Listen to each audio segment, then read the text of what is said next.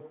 En République démocratique du Congo, maintenant, l'épidémie d'Ebola se propage à une vitesse assez fulgurante selon le terme des autorités locales. Le bilan officiel fait état de 204 morts et l'OMS parle de plus de 900 cas, l'Organisation mondiale de la santé, qui parle d'une situation extrêmement grave. Caroline Goss, spécialiste des questions de santé à TV5 Monde, est avec nous pour en parler. Bonsoir Caroline. Bonsoir Mohamed. On peut dire clairement que c'est toute une région en Afrique qui est en état de vigilance renforcée?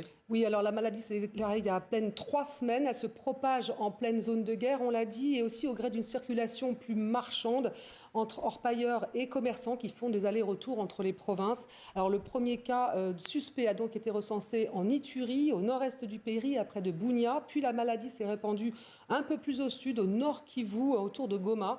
Et là, en fin de semaine dernière, elle a fait son apparition encore un peu plus au sud.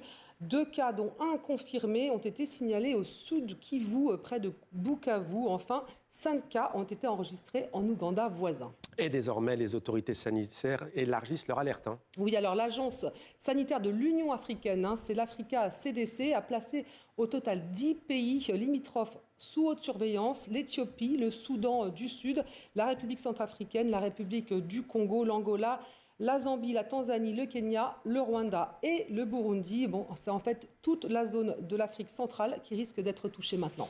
Et c'est hélas, ce n'est pas la première fois, Caroline, que la RDC est touchée par une telle épidémie d'Ebola. Et non, c'est en fait la 17e épidémie que connaît le pays depuis la découverte du virus en 1976. En 50 ans, il a fait 15 000 morts. Cette fois, les tests menés en laboratoire ont tout d'abord écarté la thèse Ebola, car il s'agit d'un variant inhabituel, on l'a dit, du Bundibugyo, ce qui explique sans doute un retard dans la riposte. Les hôpitaux sont maintenant débordés. Écoutez. Les isolements pour traiter les patients sont pleins, donc les gens ne viennent plus à l'hôpital chercher des soins et restent dans les communautés. Et tous ces gens-là, on a très peu d'idées du nombre. Donc ce qu'on sait, c'est que cette épidémie est majeure et que certainement, en plus, les chiffres sont sous-évalués.